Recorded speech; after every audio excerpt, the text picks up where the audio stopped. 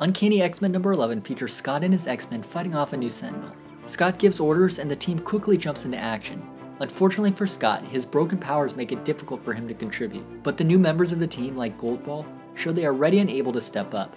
Hijack, the newest member of the team, also shows some serious power when he sends a bus at the Sentinel. This new model of Sentinel is able to adapt to the different powers of the X-Men, making it difficult to take down. Scott continues to fight though. They are eventually able to gain the upper hand, and Scott demands to know who sent it. Unfortunately, it disintegrates before they can gain any more information. The issue ends with the reader seeing a mysterious figure who seems to be after the X-Men. The very end of the issue, we see this mysterious person, and I'm not fully sure what he is or who he is. All we know is he's after the X-Men, but that could be anyone practically. Everybody's after the X-Men. The interesting thing about the Sentinels is that they have this adapting mechanism. They said, Scott was saying that he was adapting to the powers they use, so maybe he has something to do with adaptoids. We'll have to wait and see.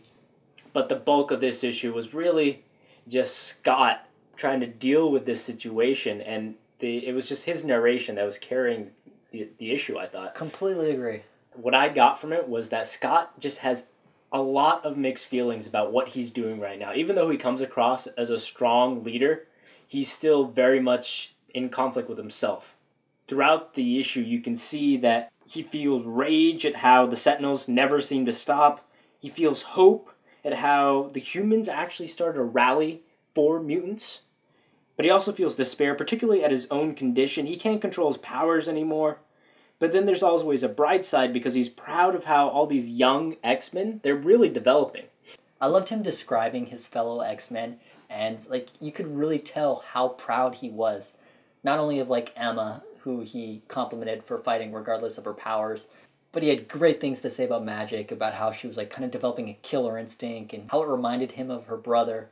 And then he also had such nice things to say about the much younger members as well. I think the one that seemed the most sincere to me was where he was talking about fighting alongside Warren. And he said, I don't think Warren knows how much it means to me that he's there. Because there are two original X-Men together again. And all the original X-Men from his timeline They've all abandoned him, left him. Yeah. Most of them even hate him. I'm not sure if it's fair to say they've abandoned him. One cool development in the New Mutants was Gold Balls. I called this a while ago. You did call it, and I was like, nah, that guy's stupid as hell. But his powers seem really, really cool. They're just constant bombardment by these gold balls. And it was somewhat successful. It was. It was more successful than a lot of the other stuff that was going on. Scott's team, though, does seem pretty legit. I mean, Goldball finally proves himself, but Triage is, incredibly overpowered. Yeah. Eva is seemingly Omega level. Hijack also maybe an Omega level mutant. So I love how he throws a bus. That's his move. Scott picked all the best newly emerged mutants. Wolverine Skull just gets the sloppy seconds. Or thirds after Mystique takes what she wants. Speaking of Mystique, she is mentioned and appears once again in this issue. If you read the last Uncanny X-Men, you saw that Mystique switched places with Dazzler in that issue. Mystique has also been popping up in quite a few of the other X-Men titles as well. In this week's Wolverine and the X-Men, she's scooping up students from the destroyed Hellfire Academy. And if you read the most recent All New X-Men, she's keeping really close tabs on the time-traveling original X-Men. In this issue, she's back in Madripoor watching a showdown between Hydra and the Hand, and she deliberately does not report anything in to S.H.I.E.L.D. I do think she'll play an important role in Battle of the Atom. She definitely will, considering she's popped up in 3 of the 4 storylines. Looking more at the creative side of this issue, Irving did the art.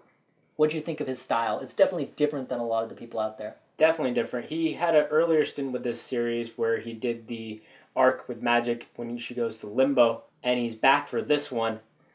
I originally did not really like him because I was so fond of Bacalo, but in this issue, I really liked it because I think it fit with Scott's very emotional, gritty narration. And so it really highlighted the emotions by having all these swirling colors, and it really showed the underlying paranoia, despair that's inside of Scott right now. I'm going to have to disagree with you. I just don't like his art style at all. I remember he did Grant Morrison's Return of Bruce Wayne series, and he did, like, I think one of the parts, and that was, like, my least favorite part, and I just couldn't enjoy it because of his art. I guess it is pretty hit or miss. Either you like it or you don't. But Uncanny X-Men definitely does have two of the more unique styles out there with Bachalo and Irving. As a grade, though, what would you give Uncanny X-Men number 11? Since I was a fan of the art style, I'm going to give this a 4.5. I'm going to give this issue a 3. This issue was definitely just kind of filler between two larger arcs. And like I said, the art didn't appeal to me. Thanks for watching B3 Comics' review of Uncanny X-Men number 11. Before we go, we have a question for you. We want to know from you guys, who's your favorite X-Men artist? I think for me, especially in recent memory, would be Chris Bachalo. I loved him on Wolverine the X-Men, and I'm liking him on this one. It's definitely hard for me to say as well, but I'm going to go with Oliver Coipel. He did House of M, and he's also now doing art for Brian Wood's X-Men. Leave your answer in the comments below, and if you like what you saw, give us a thumbs up. Be sure to check back next week for Battle of the Atom.